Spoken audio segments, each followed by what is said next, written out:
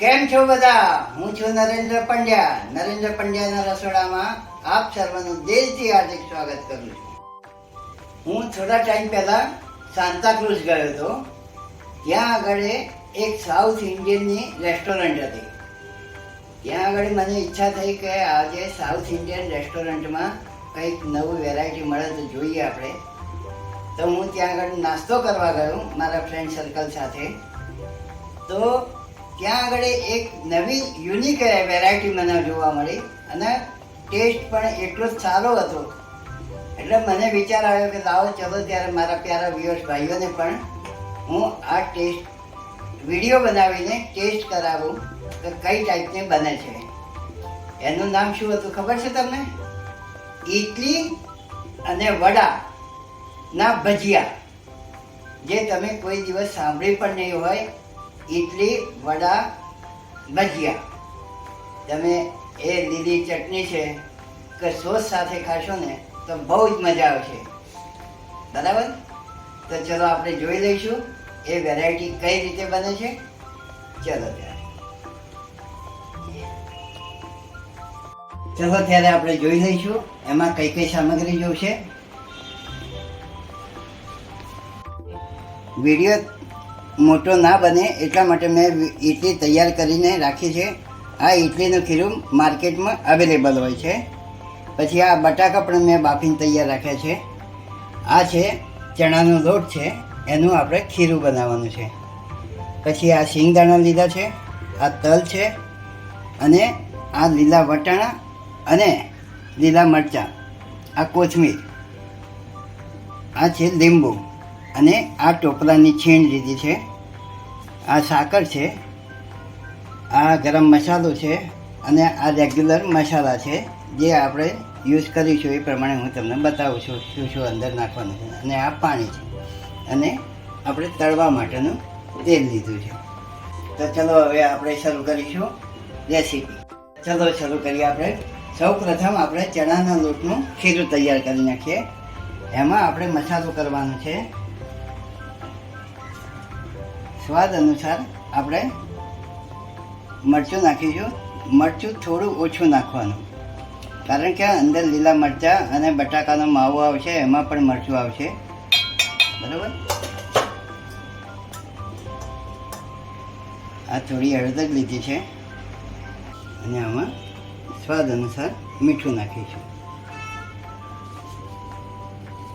હવે આને એકદમ જાડું પણ નહીં અને એકદમ પાતળું પણ નહીં એવું આપણે ખીરું બનાવીશું. અને જોઈએ એ પ્રમાણે થોડું થોડું પાણી નાખવાનું છે. અરે હા ભાઈ, સોડા તો નાખવાના રહી ગયા. સોડા નહીં હોય તો ફૂલશે નહીં. બરાબર? તો અડધી ચમચી જેટલું જ સોડા નાખીશું આપણે. ખાવાના જે સોડા આવે છે આટલા નાખવાના, એક ચપટી. તો એનાથી ફૂલીને દડા જેવા થશે તમારે. હવે આપણે આમાં પાણી એડ કરીશું. જરૂર પડશે એટલે આપણે પાછું બીજું પાણી નાખીશું.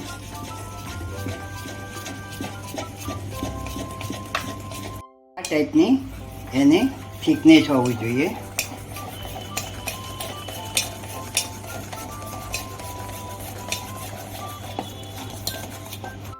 મિનિટ આપણે રાખી મૂકીશું એટલે તૈયાર થઈ જશે. હવે આ ખીરું તૈયાર કરીને મૂક્યું છે ત્યાં સુધી આપણે બટાકાનો માવો તૈયાર કરી નાખીએ. બટાકા વડાનો મેં 4 લીધા છે. મેં બીજા બાફ્યા છે, જરૂર પડશે તો હું એડ કરીશ.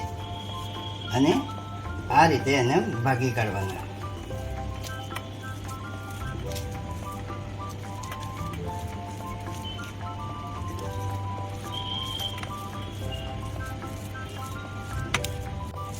એકદમ મેશ કરી નાખવાના.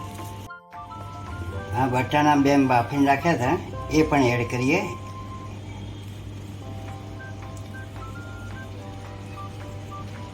થોડા લીલા મરચાં નાખીશું. હવે આમાં સિંગદાણાનો પાવડર નાખીએ.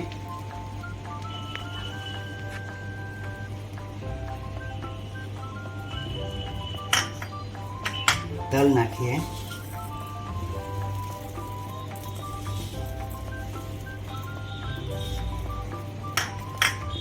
ટોપરાની છીણ નાખીએ.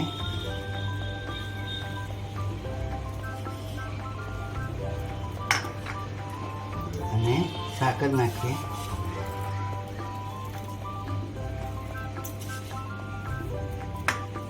અને લીંબુની ચવી કરીએ થોડી.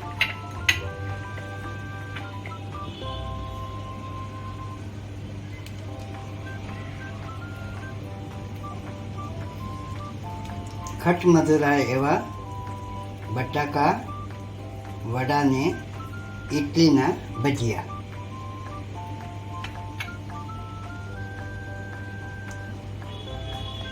હવે આમાં રેગ્યુલર મસાલા કરી દઈએ. આમાં લીલા મરચાં નાખ્યા છે એ પ્રમાણે આપણે જે ટેસ્ટ જોઈએ એ પ્રમાણે આપણે મરચું નાખીશું.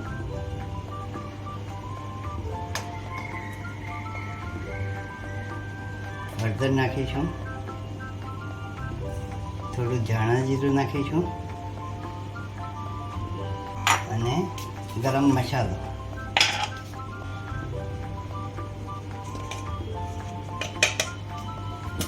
અને સ્વાદ અનુસાર મીઠું.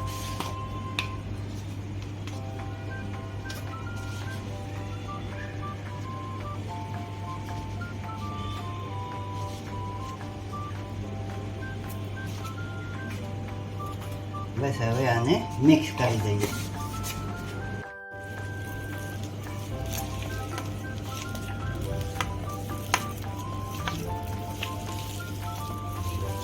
એકદમ મેશ કરી નાખવાનું.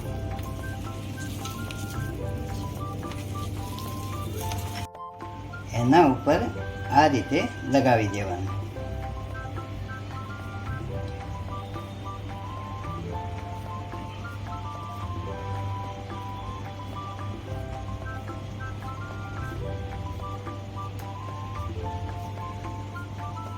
બરાબર.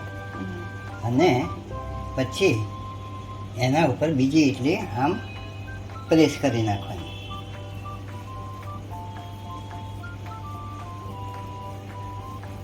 આ રીતે.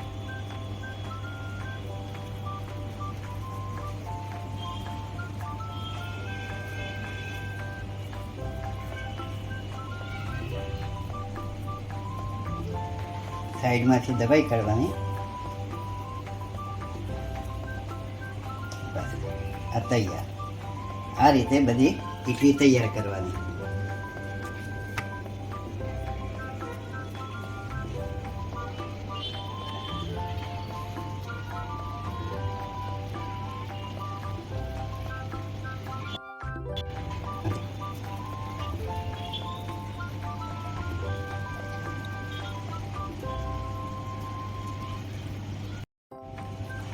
આ રીતે તૈયાર કરી દેવાની.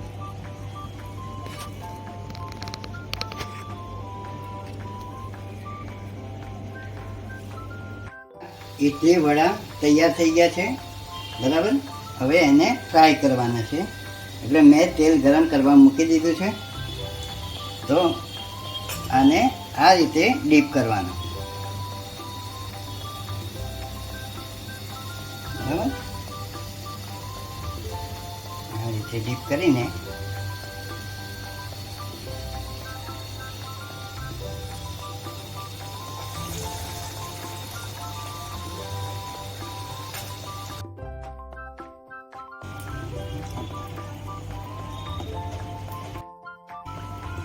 હવે આને આ રીતે મૂકી દેવાનું. પલટાઈ દેવાનું. ઊંધું કરી દેવાનું.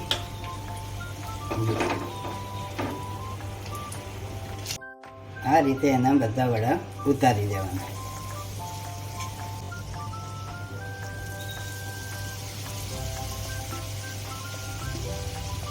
સ્લો ટુ મીડિયમના ગેસ ઉપર આને રાખવાનું, જેથી દાજી ના જાય એ ખાસ ધ્યાન રાખવાનું.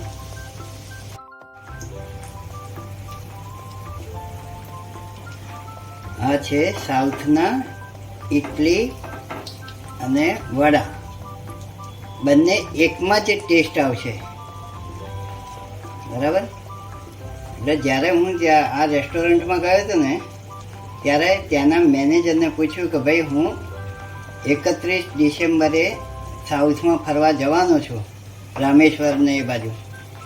તો ત્યાં આગળ કઈ જગ્યાએ મળશે? એટલે એમને કહ્યું કે તમારે રામેશ્વર છે, કન્યાકુમારી છે, બધી જ જગ્યાએ આ અવેલેબલ હશે વડા. તમે ત્યાંનો પણ ટેસ્ટ કરજો અને આ બોમ્બેના સાંતાક્રુઝની અમારી રેસ્ટોરન્ટનો તો તમે ટેસ્ટ કર્યો, કેવો લાગ્યો? પણ મને તો બહુ જ પસંદ આવ્યો. તો તમારે રામેશ્વર ના જાઓ, સાઉથમાં ના જાઓ, કે બોમ્બે પણ તમે ના આવી શકો ને, તો આ રીતે તમે ઇડલી ઘરે બનાવીને, ખીર તૈયાર મળે જ છે, એ લાવીને આ રીતે બટાકાનો માવો તૈયાર કરવાનો અને આ રીતે એકદમ ઇઝી રીત છે. તમે જોયું છે બરાબર? અને તમે ટેસ્ટ કરશો ને તો એકદમ મજા આવશે ખાવાની. ઇડલીનો પણ ટેસ્ટ આવશે અને વડાનો પણ ટેસ્ટ આવશે.